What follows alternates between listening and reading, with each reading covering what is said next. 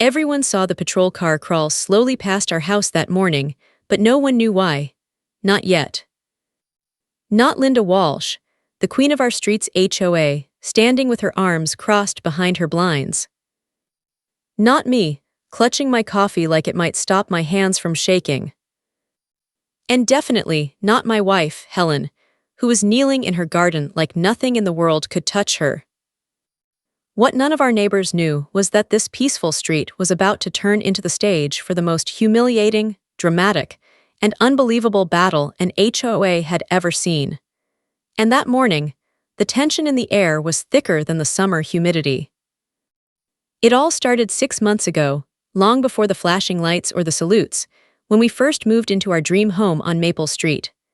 I still remember the first time Helen saw the house. She didn't care about the marble counters or the open floor plan. No, what stole her heart was that big, quiet backyard, a patch of earth where she could grow tomatoes and sunflowers and finally have a slice of the peace she'd earned. You see, Helen wasn't just my wife. She was a veteran, 20 years of service, though she carried it quietly. She had that calm, controlled presence you can't fake. She woke up every day at 5 a.m. like clockwork for her exercise routine. Burpees, push-ups, stretches, then tending her garden with military precision. Watching her move in the morning was like watching someone perform a private ritual. But even in that piece, there was something. A mystery I couldn't quite name. She kept a display cabinet in the living room, polished to a shine, but always covered with a simple cloth. Every time I asked about it, she just smiled softly and said, "When I'm ready, sweetheart."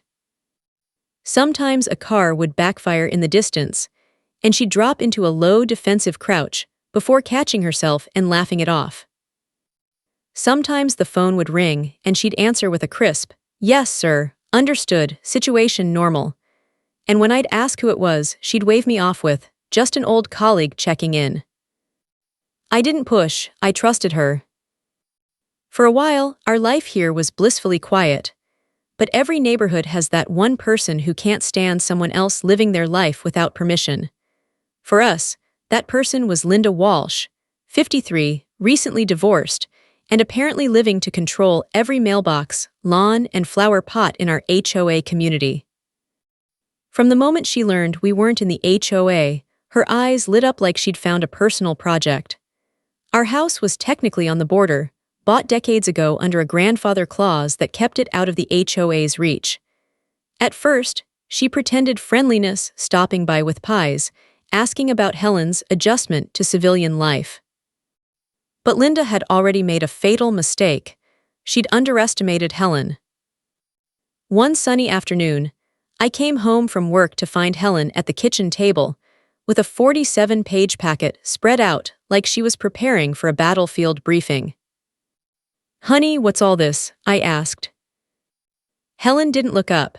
Her voice was calm, professional, the same tone I imagined she used giving orders to soldiers.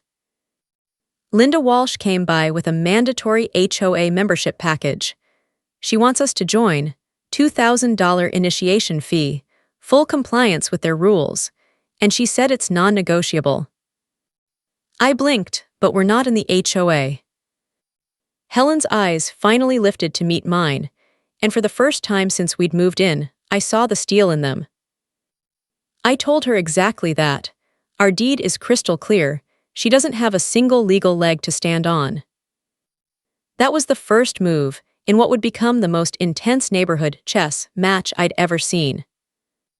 Linda started slow. Friendly, emails about community standards, little notes on our door about voluntary integration.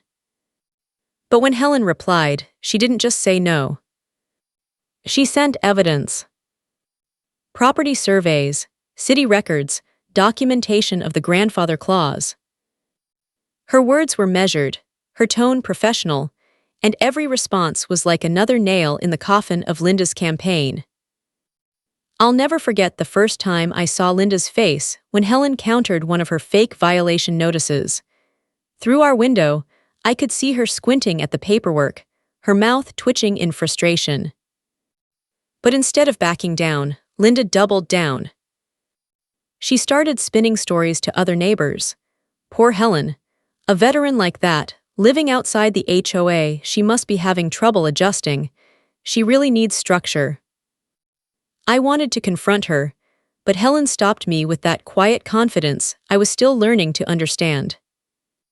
Sweetheart, let her dig her own hole. The best victories come when your enemy defeats themselves. Her voice was soft, but there was a glint in her eye that told me she wasn't just hopping, she was planning. Days passed, then weeks. Linda's harassment escalated. First, it was the vegetable garden. She marched over with a tape measure, claiming it crossed into HOA territory. Helen didn't raise her voice. She simply walked out with the official property survey and said, "Every inch of this garden is on my property, ma'am. Please step off my land." Linda's face turned red. She stormed away, muttering about community standards. Then came the neighborhood meeting. Linda framed it as a discussion about property values, but everyone knew the real agenda: humiliate Helen, pressure us, and rally support for her crusade. I wanted to skip it. Helen insisted we go. "I've faced worse than a living room full of gossip," she said. That night, we walked into Linda's house, and the air was thick with tension. A few of her loyalists made pointed comments. Some people just don't understand the importance of community rules. Certain households are making things difficult for the rest of us. Then Helen stood. She didn't yell, she didn't even raise her voice. She simply laid out fact after fact. Grandfather clause, municipal codes, legal exemptions. By the time she was done, Linda's allies were avoiding eye contact. One even muttered, "Well, I guess that settled." I thought maybe that would be the end of it. But Linda wasn't just angry, she was threatened. Her entire sense of power came from controlling this little street, and Helen's calm refusal was like a direct assault on her identity. And that's when the phone calls started. I'd hear Linda outside, muttering into her phone. "She's resisting, she's a veteran, she has combat training, this is a community safety issue." My stomach sank. I realized what she was planning. She was going to call the police. She was going to try to weaponize law enforcement against my wife. That night, Helen made a call of her own. Her voice was calm, steady, but there was a new weight to it. "Dad, neighbor situation escalating. She's going to try police next. I'll handle it." I froze. Dad, she never talked about her father. I'd been married to her 2 years, and suddenly the air was full of a new, silent tension. When she hung up, she met my eyes. "Don't worry, tomorrow everything changes." The next morning started like any other, except it was. I could feel it in the air, a heaviness, a storm that hadn't broken yet. Helen was outside, moving through her precise morning workout, her breath steady in the cool air. Push-ups, squats, a silent, measured rhythm. I watched her from the kitchen window, coffee in hand, wondering how she could look so peaceful when I felt like my heart was a jackhammer in my chest. Across the street, Linda Walsh was packing like a general preparing for battle. Her hair was pulled back tight, phone in hand, eyes locked on my wife like a predator watching prey. She spent the last week scheming, whispering to anyone who would listen that Helen was unstable, dangerous, a risk to community safety. But I knew the truth. Linda wasn't protecting anyone.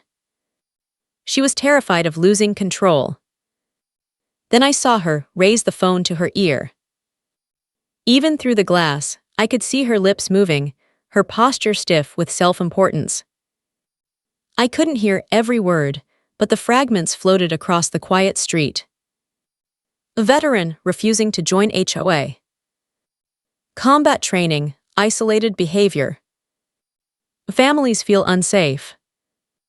A chill ran through me. She was doing it. She was calling the police. Helen finished her last set of push-ups and stood, stretching her arms to the sky. She looked like the calmest human on earth. And when she came inside, wiping sweat from her brow, I could barely speak. She did it, I whispered. She called them. Helen glanced toward the street, where Linda now stood with her phone still in hand, staring at our house like she'd already won. Good, Helen said quietly. Let her. The confidence in her voice sent shivers down my spine. Without a word, she walked into the living room and approached the display cabinet I'd wondered about since the day we moved in. Her hands moved with care, like she was handling something sacred. Slowly, she removed the cloth. My breath caught in my throat. Medal of Honor, Bronze Star, Purple Heart, service ribbons I couldn't even name. 20 years of sacrifice, staring back at me from polished glass. Honey, you never told me. She met my eyes, calm and resolute. I wanted a normal life with you. No fanfare, no stares, but I will never, ever be forced into anything in my own home. Her words hit me like a drumbeat. In that moment, I understood the depth of her silence, the steel beneath her gentle voice. Across the street, Linda thought she was about to win. She had no idea she was walking into a disaster of her own making. The police briefing that morning was routine. 2 officers were assigned. Sergeant Brooks, a seasoned veteran himself, and Officer Riley, young and eager to follow protocol. Veteran welfare check, the dispatcher noted.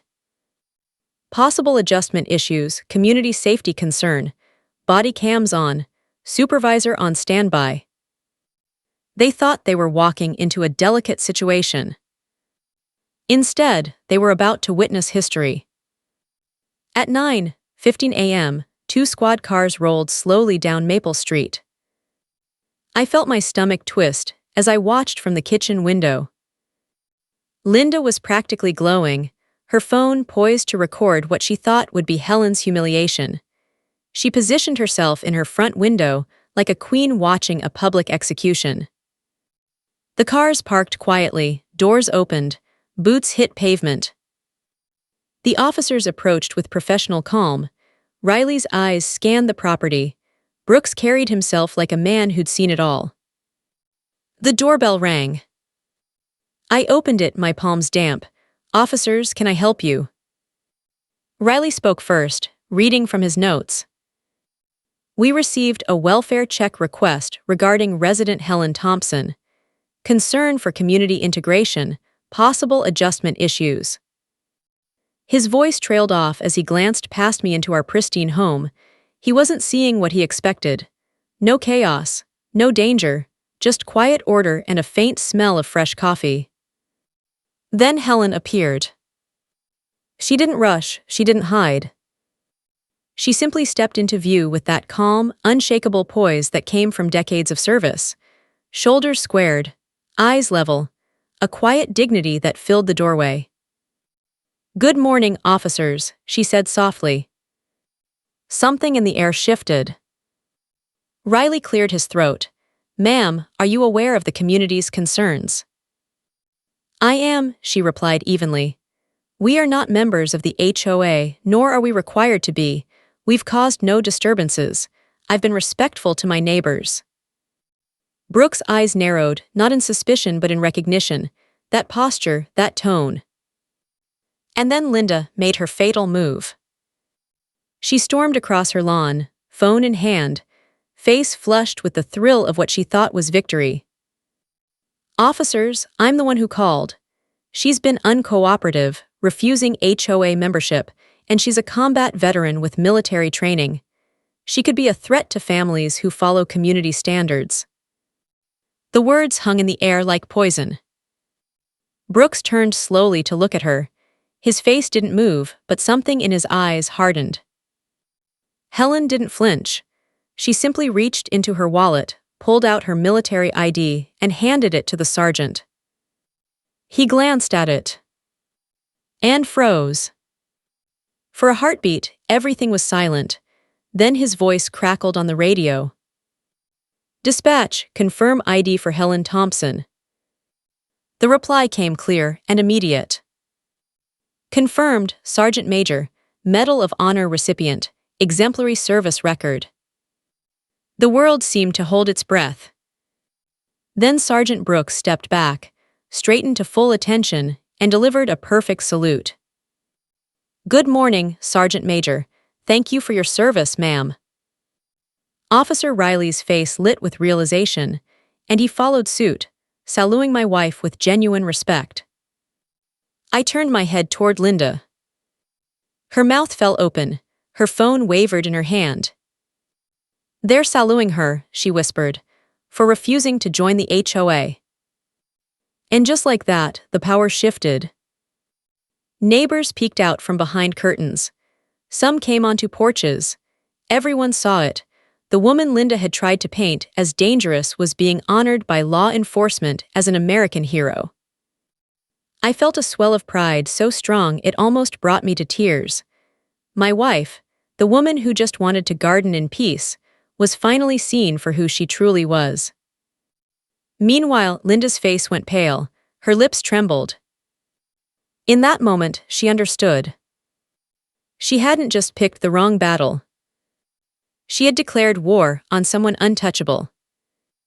Brooks' voice was calm but firm as he turned to Linda. "Ma'am, making false reports about a Medal of Honor recipient is a serious offense.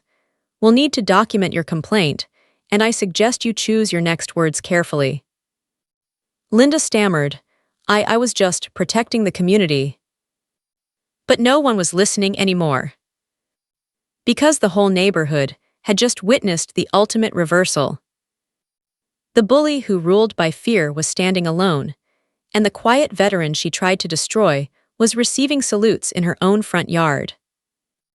I looked at Helen. Her face was calm, her eyes soft as she watched the officers. In that moment, she didn't look like someone fighting a petty HOA battle. She looked like what she truly was, a woman who had given everything for her country, and finally, was standing in the light of respect she had earned. And I knew this was only the beginning. The street was silent, except for the low hum of police radios. 2 officers stood at attention, saluting my wife. Neighbors froze on their porches, cameras out, whispers spreading like sparks through dry grass. And across the street, Linda Walsh, she was unraveling. I could see her lips moving, whispering to herself. "Medal of Honor, they're saluting her this ka." She took a step backward, like the ground itself was tilting under her. But Helen... She didn't flinch, she didn't gloat. She simply accepted the salute with a calm nod, as if she had been here before, as if respect was a language she understood better than anyone. Sergeant Brooks lowered his hand and spoke with measured authority. "Ma'am, thank you for your service. We'll need to review the complaint and ensure the record reflects the situation accurately." Then he turned to Linda. "Ma'am, I need to inform you that filing false reports about veterans is a serious matter. If you have no evidence of danger or criminal activity, this will be documented." The words hit her like cold water. She stuttered, I thought community safety." But the tide had already turned. And then, the sound that changed everything. A third vehicle approached slower, heavier. Its tires crunched over the asphalt like distant thunder rolling in. The neighbors went dead silent. When the door opened, the energy shifted completely. Out stepped Chief Thompson, head of the entire police department. Even if you didn't know who he was, his presence spoke for him. Tall, commanding, a man who carried the weight of authority in his posture alone. His eyes scanned the scene, the squad cars, the officers, the tense knot of neighbors. And then he saw Helen. "Hello, sweetheart," he said, his voice both warm and proud. "Everything all right here?" It was like the world tilted sideways. Linda's jaw dropped, the color drained from her face completely.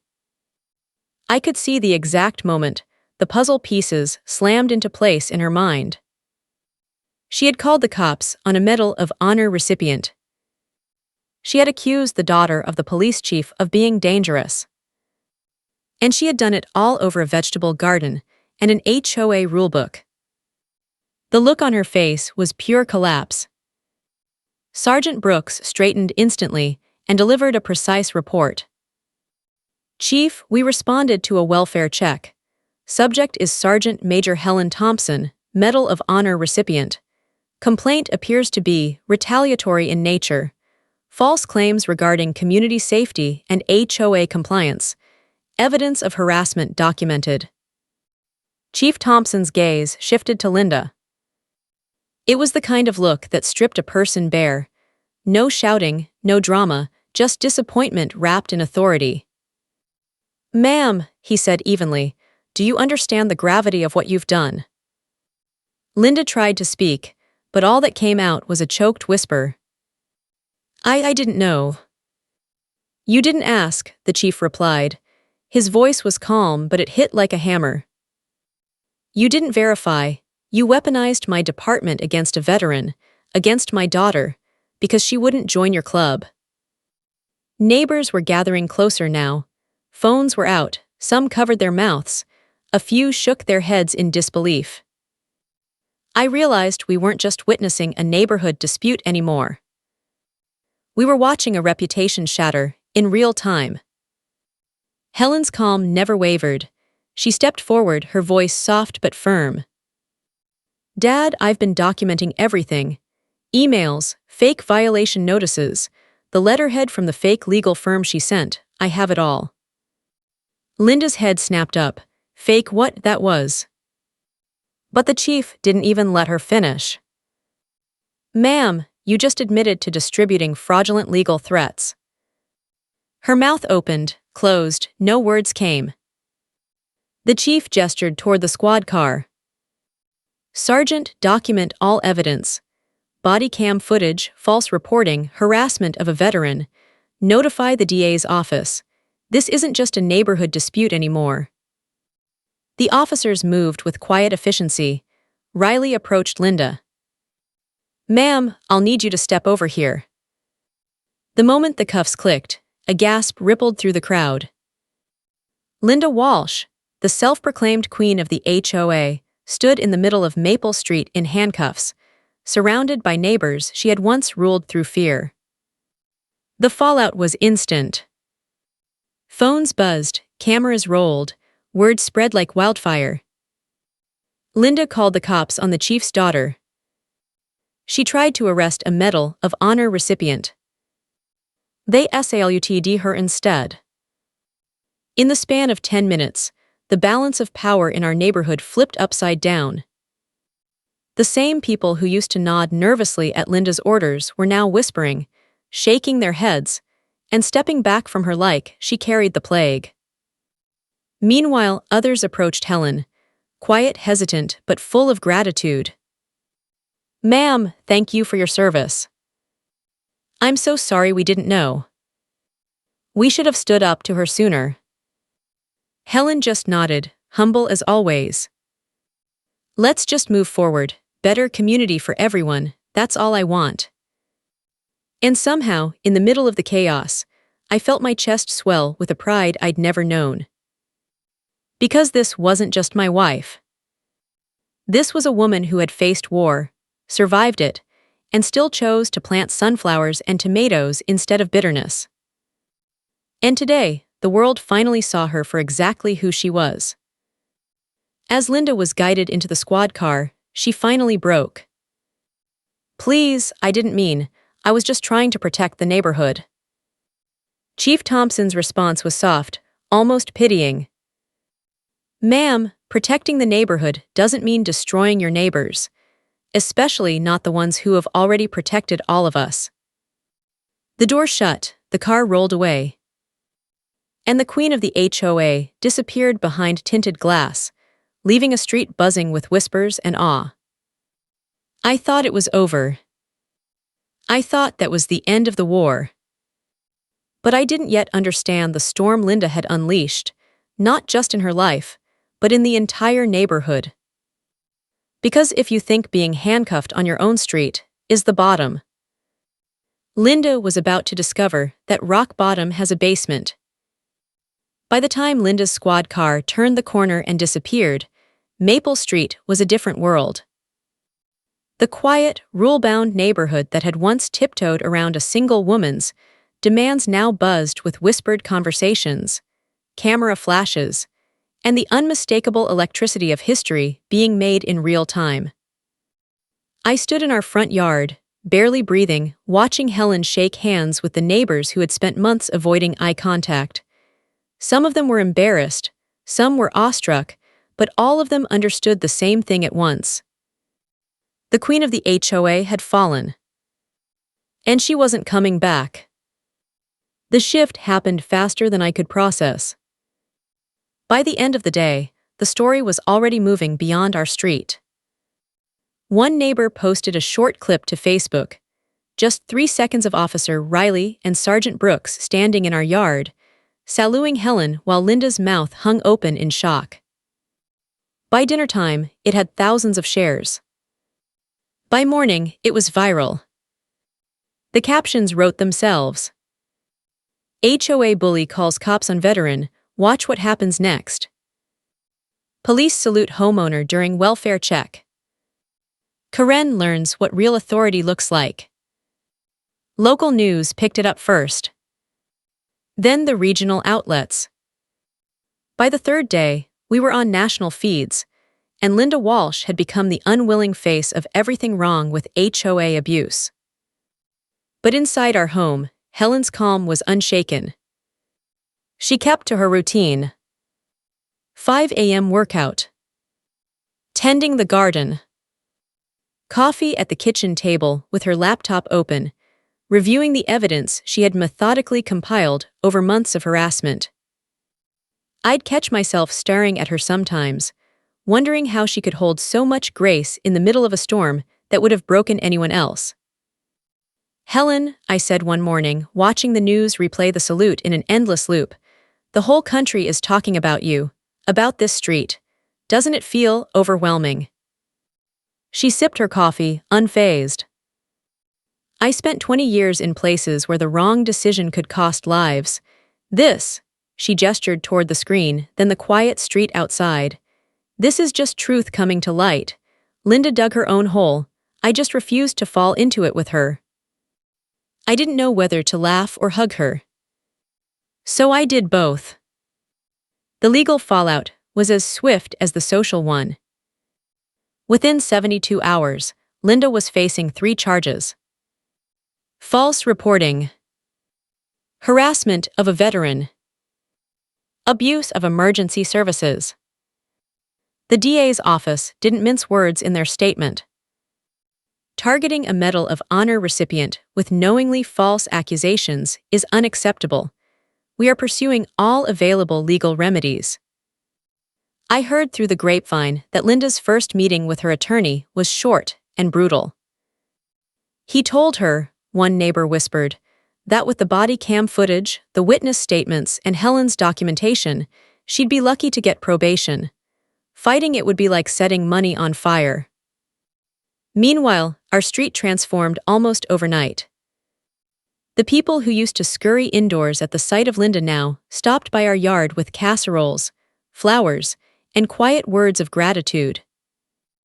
I'm sorry we didn't speak up sooner. Thank you for your service. She had us all scared for years. You freed us from that. I noticed something in Helen during those weeks. A lightness. Like the invisible weight she'd been carrying, the quiet vigilance, the patience through months of harassment, had finally lifted. One night, she pulled out the cloth that used to cover her display case. I think I'm done hiding these, she said softly. This is who I am, and I'm proud of it. Linda, meanwhile, was unraveling in ways the entire country could see. Every day brought a new headline, a new meme, a new wave of ridicule. HOA Karen harasses Medal of Honor recipient. Police salute war hero, arrest bully neighbor. Clips of her shocked face were everywhere, slowed down, looped, set to dramatic music. She became the cautionary tale that no one wanted to be. Neighbors who had once been her allies stopped returning her calls. The HOA board held an emergency meeting and voted her out unanimously. Even the small circle of loyalists she'd maintained slipped away, too afraid of public association with the woman who tried to humiliate a war hero and ended up in cuffs. And as the internet does, it dug deeper.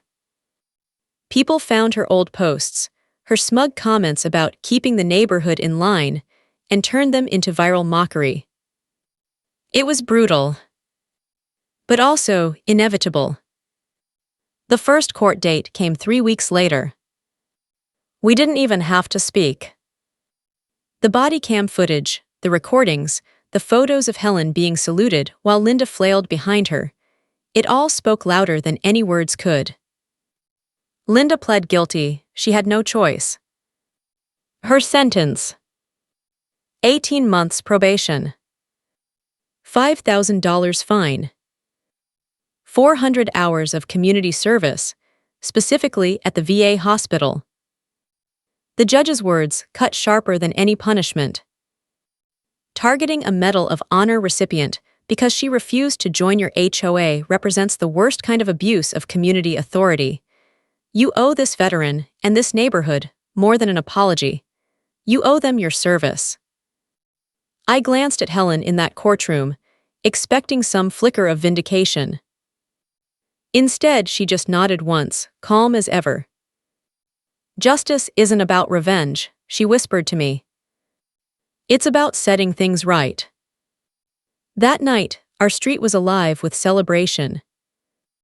Neighbors gathered on lawns, bringing chairs and coolers. Someone even strung up lights across 2 driveways. It wasn't an official block party, but it felt like the first real community event Maple Street had seen in years. People laughed freely, kids played in the yards, and the shadow Linda had cast over the neighborhood seemed to dissolve under the warm glow of porch lights. Helen stood quietly at the edge of the group, smiling as she watched it all unfold. You did this, I said to her softly. Not just by winning, by showing everyone what real strength looks like. She shook her head. No, they did this. They just needed permission to stop being afraid. And yet, somewhere in that darkened house at the end of the street, I knew Linda was watching. Watching the neighbors she'd controlled finally breathe free. Watching the woman she tried to destroy become the heart of the community. Watching the life she'd built on fear collapse under the weight of truth. She'd fallen far, but she hadn't hit bottom yet.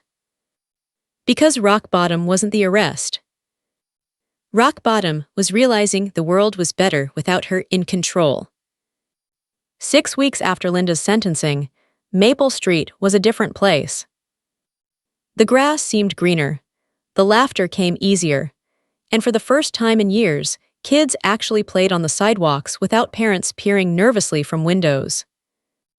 Our block had been under a quiet reign of fear for so long that the absence of Linda's shadow felt like stepping into sunlight after a storm. But inside that 2-story brick house at the end of the street, the former queen of the HOA sat alone, blinds half drawn, scrolling through a phone she could barely look at without flinching. Every time she opened social media, there she was.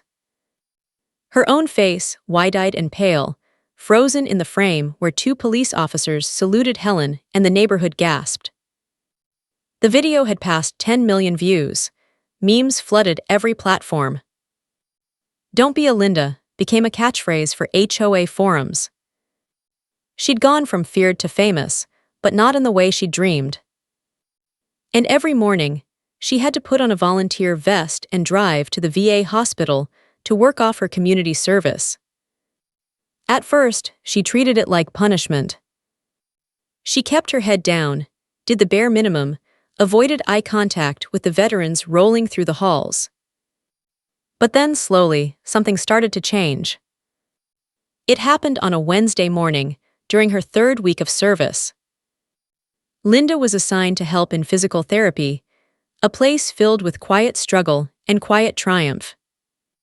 She wheeled in towels and bottles of water, trying to avoid eye contact, when a young Marine in a wheelchair spoke up. "Hey, could you hand me that resistance band?" She froze for a second, then nodded. "Of course." The Marine smiled faintly. "Thanks, you're new here, huh?" "Community service," she admitted, voice low. He nodded without judgment, then focused on his exercises. Linda watched as he struggled, sweat dripping down his face, muscles trembling with effort. He had only one leg. And still, he smiled through the pain. Something cracked open inside her. A small, unwelcome thought. What have I been doing with my life? Meanwhile, Helen's world was moving in the opposite direction. Where Linda's influence was shrinking to nothing, Helen's was blossoming beyond anything I'd imagined. The police department had started using our incident as a training example for how to identify false HOA harassment cases and interact respectfully with veterans.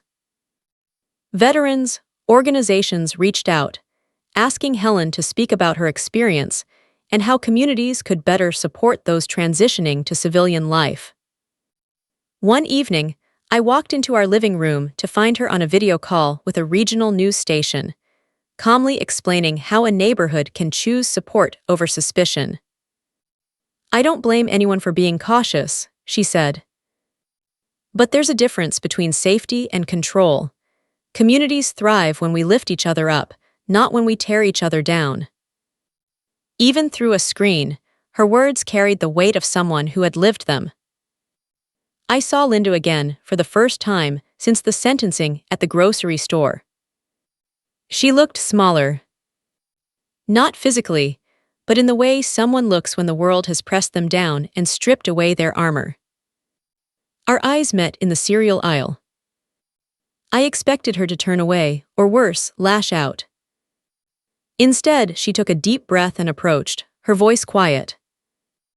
I wanted to say I'm sorry. For a moment, I just stared. "I didn't understand what your wife, what people like her have done for us," she said, her hands trembling. "Working with the veterans at the hospital, seeing what they've gone through, I was wrong. About everything." There was no bravado left, no defense, just raw humility. I surprised myself by nodding. "Everyone makes mistakes, Linda. What matters is what you do now." She swallowed hard. "I'm trying." Back on our street, Helen's presence had become the quiet heartbeat of the neighborhood. Every Saturday morning, she hosted an informal coffee gathering in our backyard. Veterans from surrounding areas would stop by, neighbors would bring muffins, and slowly Maple Street began to heal. The conversations weren't about rules or fines anymore. They were about life, family, and the quiet sacrifices most people never see. One morning, an older veteran took Helen's hand and said, "You didn't just change this street. You reminded us that service never really ends." I watched her smile, soft, humble, and felt a surge of pride that nearly brought tears to my eyes. Meanwhile, Linda's redemption journey continued in ways no one could have predicted. One afternoon at the VA, she was assigned to help a paralyzed Army medic with therapy exercises. His hands shook as he tried to grip a small weighted ball. Linda hesitated, then knelt beside him. "Do you want me to hold it with you?" He nodded. Together they lifted it, inch by inch. When he managed a full repetition, his face lit up with triumph. "Good job," she said, surprised at the warmth in her own voice. For the first time in years, she felt something other than the cold satisfaction of control. She felt useful. Like she was finally part of something bigger than herself. That night, she went home, sat in her silent kitchen, and whispered to the empty room. "What have I become?" The neighborhood transformation was undeniable. Block parties replaced HOA compliance meetings. Garden projects and veteran initiatives brought neighbors together in ways rules never could. New families moved in, drawn by the viral story and the reputation of a community that stood with its heroes. Even property values climbed.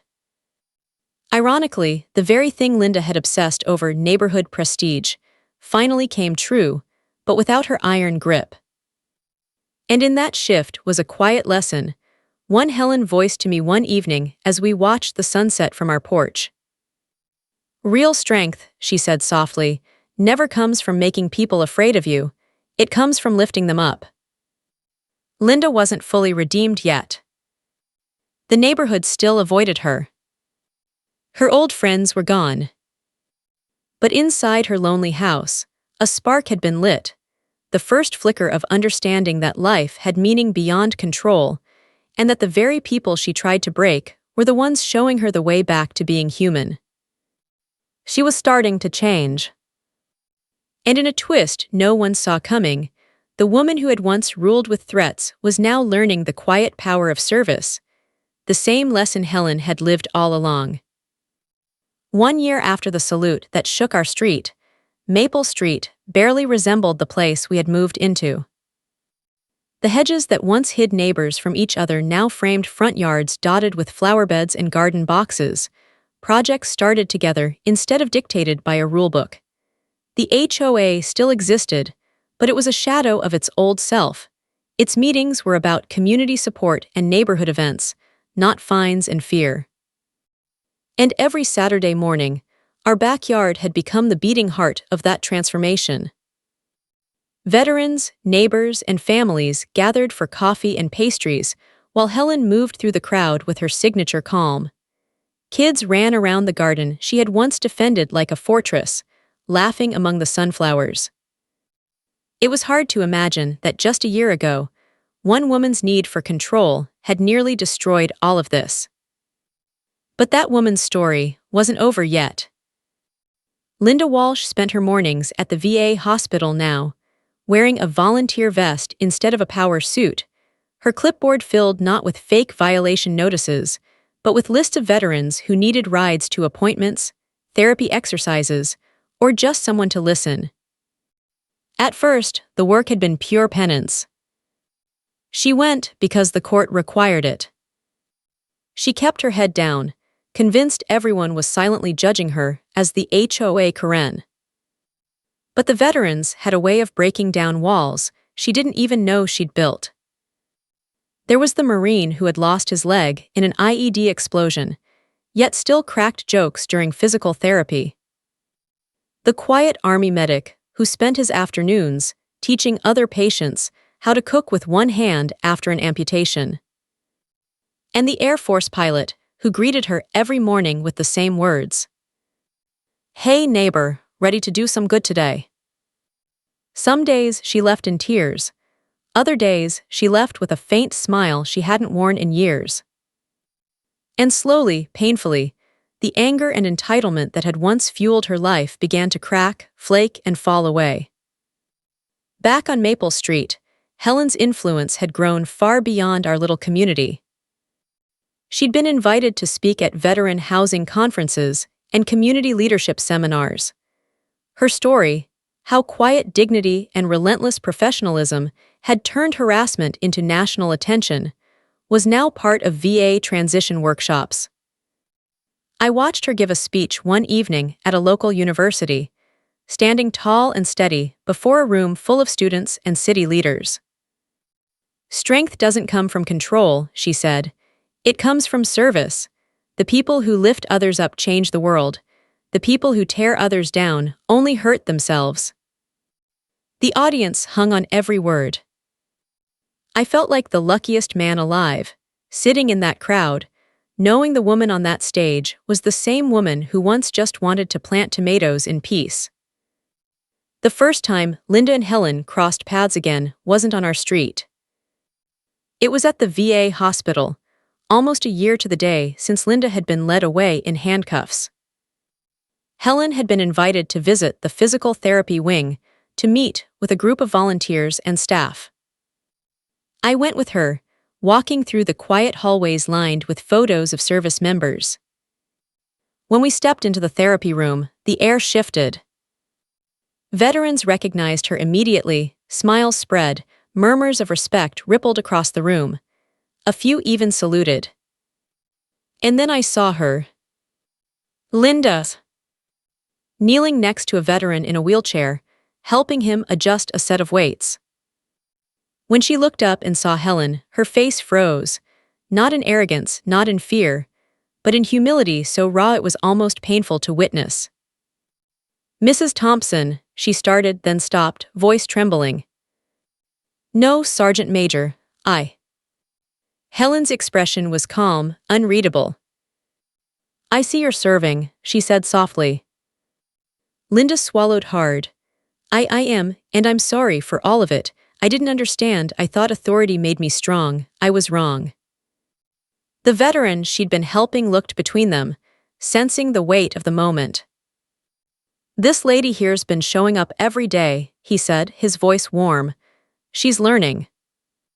Helen studied Linda for a long moment, then nodded once. Good, keep learning, and keep serving. It's the only way forward. Linda's eyes filled with tears. She nodded silently, and in that quiet exchange I felt something shift. It wasn't forgiveness yet, but it was the beginning of something human. The neighborhood noticed the changes too. Linda no longer tried to run anything. She attended community events quietly, offering to set up tables or take down chairs without being asked. She started donating to veteran charities, using her small savings to sponsor care packages. Sometimes, she could be seen weeding around the community garden Helen had started, staying in the background but present. The neighbors didn't exactly embrace her, not yet. Trust is slow to rebuild. But the angry glares were gone, replaced by cautious curiosity. One night, Helen and I were sitting on the porch, sipping tea as fireflies danced in the warm air. Do you think she can really change? I asked. Helen tilted her head, watching the distant glow of a TV flicker in Linda's window. I think she already has, she said. Change isn't loud, it's in the choices you make when no one's clapping. I let that sink in. The woman who once ruled our block through fear was now a quiet shadow, learning to live with the consequences of her own actions. And somehow, instead of feeling victorious, I felt relieved. Because this wasn't just a story about a bully losing. It was a story about a human being finding a way back to herself. The following month, our community hosted its first Heroes Day, a celebration Helen had helped organize to honor veterans and first responders in our city. The turnout was bigger than anyone expected, hundreds of people, local officials, and even a few news crews. Helen gave a speech beneath a string of flags, her voice strong and steady. Service doesn't end when the uniform comes off, she said. And community doesn't thrive through fear. It thrives through connection, through lifting each other up. Today, we celebrate everyone who chooses to serve, in big ways and small. I scanned the crowd and found Linda standing in the back, holding a tray of water bottles for volunteers. When the applause swelled, she clapped too softly but genuinely. For the first time, I didn't see shame on her face. I saw gratitude. In the quiet after the event, I realized something I never expected. Our street's greatest conflict hadn't just built a stronger neighborhood. It had built a bridge for a broken person to start again. And that, more than the salutes or the viral videos or the headlines, felt like the real victory. By the second year after the infamous salute, Maple Street had become unrecognizable from the one we first moved into. Not because the houses had changed, though many were brighter now, gardens blooming where there used to be bare lawns, but because the people had changed. Neighbors knew each other by name. Children rode bikes without parents glancing nervously through blinds. And every time someone new moved in, the first thing the old neighbors told them wasn't about HOA fines or rules. It was about Helen. I remember one crisp autumn morning when a moving truck pulled into the cul-de-sac. The young couple stepping out looked tired, juggling a toddler and boxes. Before I could walk across the street, Helen was already there, handing the mom a cup of coffee and the dad a map of the neighborhood with little handwritten notes. Best spot for sunflowers. Call us if you need anything. That's who she was now, not just my wife, not just a veteran, but the quiet center of our neighborhood's heartbeat. And ironically, the person quietly helping her with these small acts of kindness was Linda. Linda Walsh's journey from HOA tyrant to invisible helper had been slow, humbling, and relentless. After finishing her 400 hours of community service, she kept volunteering at the VA. No cameras. No court orders. Just a woman trying to make up for the damage she'd caused. She began organizing rides for veterans to get to medical appointments, dropping off groceries for some of the older neighbors who still avoided eye contact but accepted her help. And perhaps the most surprising change of all. She started working in our community garden, the same one she once tried to tear down with a measuring tape and a fake violation notice. I would catch glimpses of her kneeling in the dirt, sun hat pulled low, silently tending to seedlings. If a neighbor walked by, she didn't speak first, she just nodded. Sometimes I'd hear her hum. Not the sharp, commanding Linda we all remembered, but a soft, uncertain melody of someone relearning how to live as part of a world she once tried to control. The turning point for Linda came in the most unexpected way. One afternoon, she arrived at the VA to find the therapy room unusually quiet. The Marine she'd been helping for months, the one who had lost his leg but never his humor, was staring at a framed certificate on the wall. Graduated to independent therapy, he said proudly. I can handle the next stage on my own. Linda felt a pang of something she hadn't felt in years, genuine pride for someone else. That's amazing, she said, her voice breaking just a little. He grinned. Couldn't have done it without you handing me that resistance band every morning. Sometimes the little things are the big things, you know. She went home that night and sat in her quiet living room, staring at the same walls that had once watched her plot and scheme against neighbors who just wanted peace. For the first time since she'd fallen, she let herself cry, not out of shame but out of relief. Because she finally understood that service felt better than control ever had. Meanwhile, Helen's world was expanding in ways even she hadn't anticipated. Her story had become a case study in veteran protection and community relations. The city council invited her to speak about neighborhood integration. The VA hired her as a consultant, developing programs to help veterans avoid harassment and isolation in civilian neighborhoods. And one spring morning, she received a letter that left her momentarily speechless. She was being nominated for a Congressional Medal for Civilian Service, not for her military record, but for the quiet work she had done after coming home. I found her sitting at the kitchen table with the letter in hand, staring at it like it might vanish if she blinked. Honey, I said, you deserve this more than anyone I know. She shook her head slowly.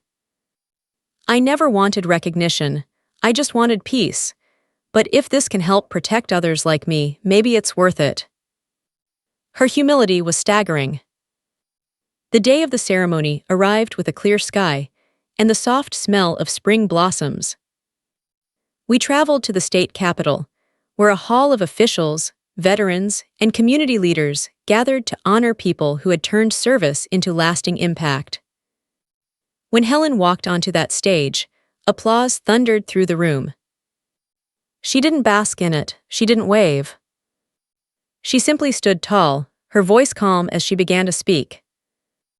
I spent 20 years in uniform, she said. But some of the hardest battles I've faced were after I came home. It wasn't bullets or battlefields, it was finding my place in a world that moves on while you're gone. One person tried to tear that piece away, but in the end, this story isn't about her. It's about what happens when a community chooses connection over control. It's about how we lift each other up, or we don't, and I hope more people will choose to lift. The room was silent for a long moment after she finished. Then the applause rose again, louder than before. Back on Maple Street that evening, we returned to the quiet neighborhood that had grown stronger because of that single conflict. Neighbors lined the sidewalks to greet her. Kids waved little flags. Someone had even tied a ribbon around the old oak tree at the entrance of the street. And from a distance, I saw Linda watching from her porch. No phone. No clipboard. Just a woman with her hands clasped, clapping softly along with everyone else. Later that week, she knocked on our door for the first time since that infamous day. I opened it cautiously. She held a small box in her hands. "It's just a thank you," she said. Her voice was rough but steady. "I didn't just hurt you, I hurt myself, and I'll never stop being sorry for that, but I want to keep helping, quietly, for real this time." Inside the box was a simple brass plaque that read, "Service Control. With gratitude to Helen Thompson, from a neighbor who finally understands." Helen didn't say a word. She just reached out, touched Linda's hand gently, and nodded. It wasn't absolution, but it was the first true bridge of forgiveness between them. In that moment, I realized something profound. The story that began with police sirens and salutes had become something much larger than a neighborhood feud. It had become a story about transformation, not just for a community, not just for a veteran, but for a human being who had fallen so far that she had to learn to stand again by kneeling in service. And as I watched the two women, one who had defended a nation, and one who had once tried to rule a cul-de-sac, I knew this story wasn't really about winning or losing. It was about choosing who you want to be when the world finally shows you the mirror. 1 year and 6 months after the morning our world changed, Maple Street felt like a living photograph of a community reborn. The air smelled like barbecue and fresh-cut grass. Kids laughed as they chased each other past the same house that had once radiated tension like a live wire. Now, it was quiet except for the faint sound of wind chimes. Linda Walsh's house. I remember standing on my porch that afternoon, watching her step outside with a folding chair and a cooler. Not to patrol, not to measure lawns, not to issue threats. To sit quietly in the sun. And for the first time since we'd moved here, she waved at me first. Our second annual Heroes Day had arrived. What started as a small block gathering had become a citywide celebration. Veterans, first responders, and neighbors from all over came together on Maple Street to honor service and community. Banners lined the lampposts. Children handed out homemade thank you cards. A small stage had been set up where local officials would speak, though everyone knew the real highlight was seeing Helen. She had become something beyond a neighborhood figure now. She was a symbol of quiet strength and unshakable dignity, and somehow, she still treated it all with humility. That morning, I found her in the garden, clipping sunflowers. "You ready?" I asked. She smiled that soft smile I'd fallen in love with. "As ready as I'll ever be. These flowers are for the Gold Star families. They deserve the brightest ones." Even after all the awards, the viral fame, and the community projects, Helen never forgot the simple truth that had carried her through everything. Service wasn't about her. As the block party filled with people, I noticed Linda lingering near the back of the crowd. She wasn't hiding anymore, but she wasn't at the center either. She stayed close to the refreshments table, quietly refilling cups and passing out water bottles to volunteers. It struck me then. The same woman who had once obsessed over being the center of attention was now learning to find meaning in being invisible, in helping without a spotlight. And honestly, it suited her. When Helen stepped on stage, the crowd went silent. She didn't use a microphone at first. She just let her voice carry naturally over the summer air. "I came to this street looking for peace," she said. "I found conflict instead, but I also found something more powerful than conflict, a community willing to grow." She paused, her eyes scanning the faces of neighbors, city officials, and veterans seated in the front row. This isn't a story about one person winning and another losing. It's a story about what happens when we choose service over control and connection over fear. It's a reminder that lifting people up will always be stronger than tearing them down. Applause rippled through the crowd, soft at first, then swelling into cheers. And in that moment, I saw Linda wipe her eyes. After the speeches, the real magic of the day unfolded, not on the stage, but in the small, quiet acts all around us.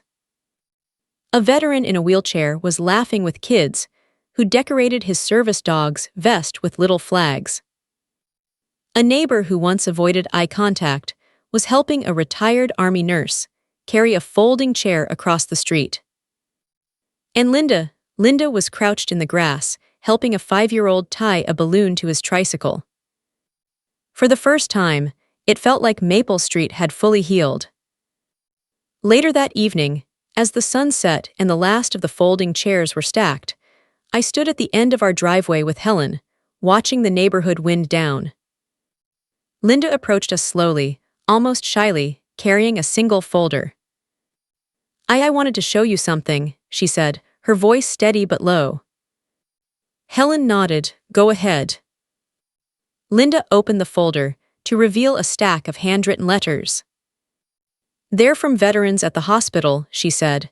"Some of them can't speak much, so they had me write for them. They wanted to thank you, but they also wanted to thank me." And I realized I've been living more in the last year than I did in the 20 before it, because I finally learned what it feels like to serve instead of control. Helen studied her for a moment, then placed a gentle hand on her shoulder. "I believe you," she said simply. And that was it. No grand forgiveness speech, no dramatic embrace. Just a human moment of acknowledgement, and the kind of quiet grace that Helen seemed to carry everywhere. As twilight deepened, neighbors lit string lights across the street, and a soft hum of conversation floated under the stars. I leaned against the porch railing, looking down our transformed street, and realized the story had come full circle. A street that had once been ruled by fear was now defined by service, connection, and quiet acts of kindness. And in that transformation lay the moral I didn't even know I'd been waiting for. Power built on fear crumbles. Authority without service is hollow. And the smallest acts of humility can rebuild a life that seemed beyond saving. The last thing I saw that night before going inside was Linda, sitting alone on her porch with a small American flag in her lap. She wasn't watching us anymore. She wasn't policing or measuring or judging. She was just there, present, human. And for the first time in a long time, I realized I didn't feel anger toward her. Only a quiet hope that she would carry this new version of herself into the rest of her life. Because this wasn't just a story about my wife's strength or a neighbor's downfall. It was about how service transforms everyone it touches, even the ones who resist it the most. And that's how a quiet street, a war hero, and a fallen neighbor came together to teach the lesson I'll never forget. Real power doesn't come from rules or fear. It comes from lifting others up, one humble choice at a time. Every HOA has a story on HOA headaches. You'll hear the ones they tried to bury. Subscribe today.